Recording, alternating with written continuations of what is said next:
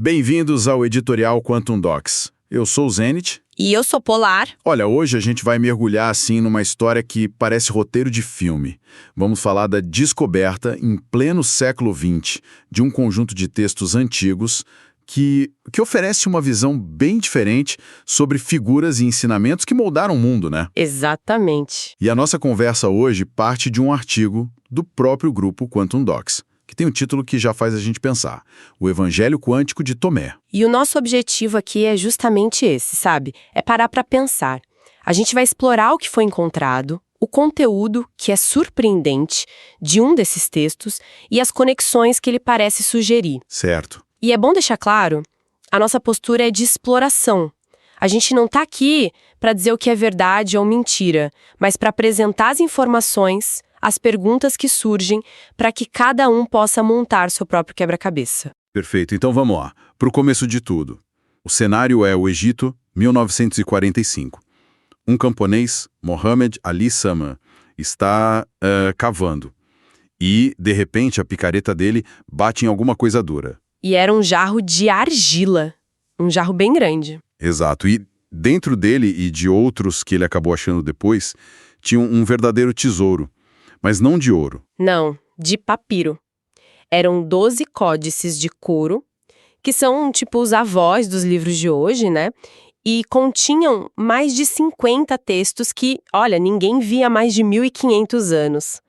Esse conjunto todo ficou conhecido como a Biblioteca de Nag Hammadi. Mas a jornada desses textos até a gente foi quase tão dramática quanto a própria descoberta, não foi? Nossa, totalmente. O artigo traz umas histórias que mostram como esse conhecimento passou por um fio. Uma delas é que a mãe do Mohammed, por superstição, sabe, com medo de alguma maldição, Ah, não. simplesmente usou parte de um dos códices para acender o fogo de casa. Que loucura. Dá um arrepio só de pensar no que pode ter virado cinza ali. Pois é. E o que sobrou ainda teve um caminho super tortuoso. Eu imagino. Muito. Partes foram vendidas no mercado negro, foram passando de mão em mão, até que um dos códices, um dos mais preservados, que hoje a gente conhece como Códex Jung. O Códex Jung. Isso. Ele foi comprado como presente de aniversário para ninguém menos que Carl Jung, o pai da psicologia analítica. Uau, que conexão. Pensa nisso. Um texto sobre os mistérios da alma que ficou escondido por séculos vai parar direto na mão de um dos maiores exploradores da psique humana. É quase poético, né? Essa história do Jung é fantástica. E ela já nos leva para a pergunta principal. Por que esconder? Se esses textos eram tão valiosos, por que se dar a todo esse trabalho de enterrar tudo no deserto? Qual era o perigo? Essa é a chave. A teoria mais aceita, que o artigo explora, é que eram manuscritos do cristianismo gnóstico e que eles foram escondidos por monges do monastério de São Pacômio, que ficava ali perto, para salvar os textos da destruição. Eles estavam protegendo os textos de uma ameaça, então. De uma ameaça muito real e iminente. E que ameaça era essa? Não era só uma discordância de ideias, né? Tinha uma perseguição rolando. E como tinha. O artigo aponta um ano que foi decisivo. 367 d.C., o bispo Atanásio de Alexandria, que era uma figura de muito poder na igreja que estava se formando, Certo. ele escreveu uma carta, que era na prática um decreto. Ele listou os livros que deveriam formar o que a gente conhece hoje como o Novo Testamento e ordenou que todos os outros, que ele chamou de apócrifos, fossem eliminados. Então, não era mais um debate. Era uma ordem para queimar livros. Uma tentativa de criar uma única versão oficial da história. Exatamente. O que estava em jogo ali era qual narrativa ia se tornar a base do cristianismo. E os gnósticos tinham uma visão bem diferente, menos focada em dogma e hierarquia e muito mais na experiência pessoal, no conhecimento direto, a gnose. E essa visão estava perdendo a batalha política. Totalmente. Então, ao enterrar a biblioteca, aqueles monges estavam fazendo um ato de resistência, sabe? Tentando preservar uma outra sabedoria, uma outra janela para o sagrado, na esperança de que um dia alguém a encontrasse. E encontraram. De todos esses textos, um se destacou muito, o mais famoso, o Evangelho de Tomé. E ele é, assim, chocante para quem espera uma história convencional. Ele é chocante porque ele quebra toda a expectativa. Não tem narrativa. Não conta a história do nascimento, dos milagres, da crucificação. Nada disso. Nada. É, na verdade, uma coleção. Um compilado de 114 ditos, ou logia, que são atribuídos a Jesus. São frases, diálogos, parábolas, coisas bem enigmáticas. É quase como se fosse um caderno de anotações de um discípulo, né? Registrando só as frases mais impactantes do mestre, sem a preocupação de criar uma biografia. É uma abordagem muito mais direta. Muito mais. E o que é curioso, não é um universo totalmente separado. O artigo menciona que mais ou menos metade desses ditos tem paralelos nos evangelhos que a gente conhece. A parábola do semeador, por exemplo, que todo mundo conhece, está lá em Tomé. Ah, interessante. Isso sugere que todos eles beberam de uma mesma fonte oral, mas que cada grupo, cada autor, selecionou e interpretou esses ensinamentos de um jeito muito particular. E aí que a coisa fica boa.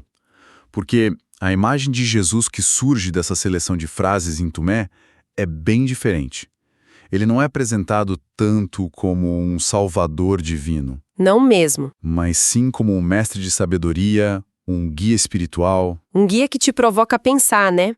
Muitas vezes as respostas dele são um enigma, quase como um mestre zen que responde uma pergunta com outra pergunta ou com uma metáfora que te obriga a parar e refletir. Exato. Me dá um exemplo de um desses ditos, um que mostre bem esse estilo. Claro. Tem um que é muito poderoso, o dito 22.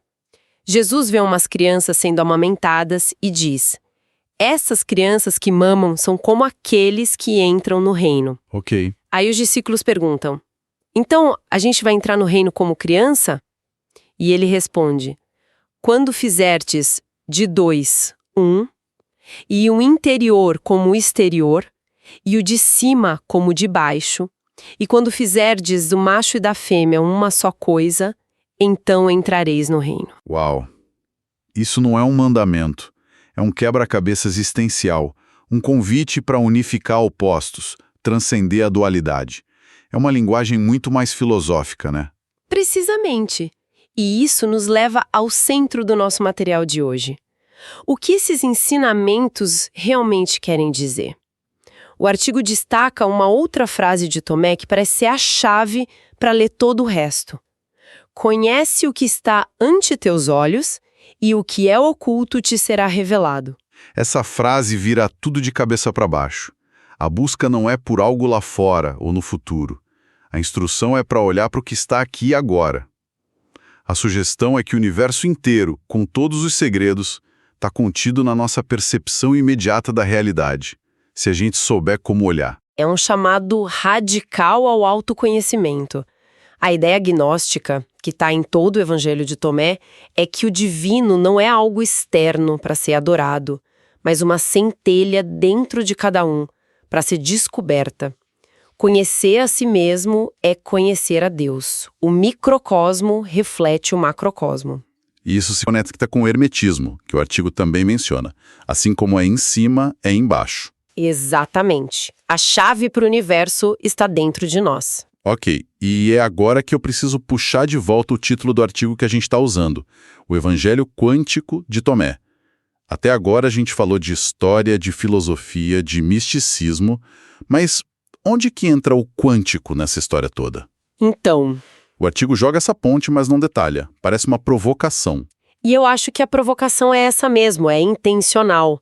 Mas se a gente seguir a linha de raciocínio, dá para traçar um paralelo. Pensa no princípio mais estranho da física quântica, o papel do observador. Certo. Em nível subatômico, as partículas existem num estado de múltiplas possibilidades ao mesmo tempo, a famosa superposição. Elas só se decidem por um estado, só se tornam reais quando são observadas, quando a gente mede. O ato de observar afeta a realidade observada. É uma ideia que quebra a nossa intuição. Exatamente. Agora, ouve de novo a frase de Tomé. Conhece o que está ante teus olhos e o que é oculto te será revelado. Não parece uma ideia muito parecida? A de que a nossa consciência, a nossa percepção, não é só um espectadora passiva, mas tem um papel ativo na manifestação da realidade? A chave para revelar o oculto é a forma como a gente olha para o visível. Essa talvez seja a ponte quântica que o autor quis sugerir. É uma conexão vertiginosa, a sabedoria antiga falando de consciência como criadora da realidade e a física de ponta chegando a uma conclusão que soa muito parecida. E isso vai mais fundo, né? Vai. O artigo também fala da ênfase que esses textos dão à fé. Mas não uma fé cega, num dogma. É mais como uma convicção, um estado de ser. A fonte até menciona o paralelo com aquela frase mais conhecida, sobre ter fé do tamanho de um grão de mostarda para mover montanhas. Sim. No Evangelho de Tomé, essa ideia parece ser menos sobre um milagre externo e mais sobre um poder interno. A fé seria o ato de observar a realidade que você quer manifestar com tanta certeza que o universo, ou o campo quântico de possibilidades, não tem outra opção a não ser colapsar naquela forma. Então, nessa leitura, a fé não é acreditar em algo apesar da falta de evidências.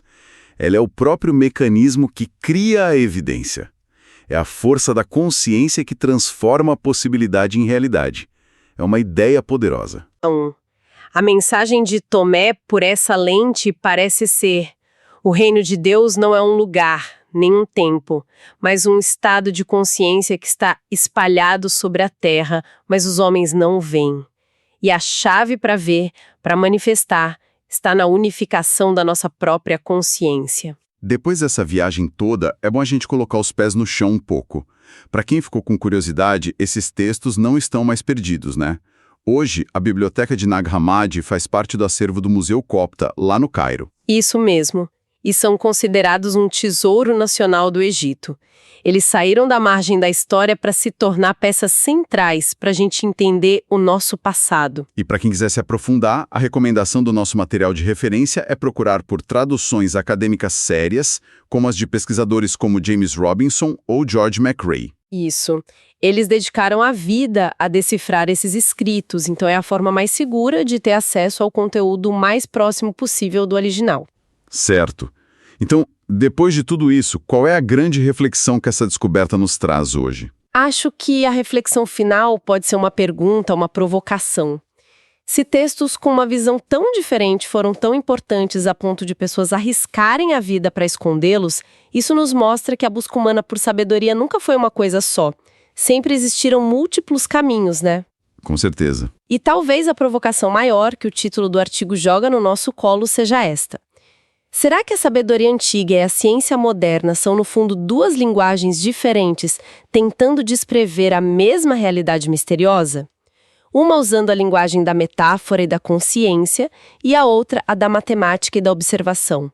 A resposta talvez não esteja em escolher um lado, mas em aprender a traduzir entre os dois. Agradecemos a todos pela audiência e pela conexão. Continuem acompanhando nosso trabalho nas redes sociais, no @QuantumDocs e no site estudos.quantumdocs.space. Agradecemos também a nossa audiência internacional, principalmente nos Estados Unidos, na Europa e na África.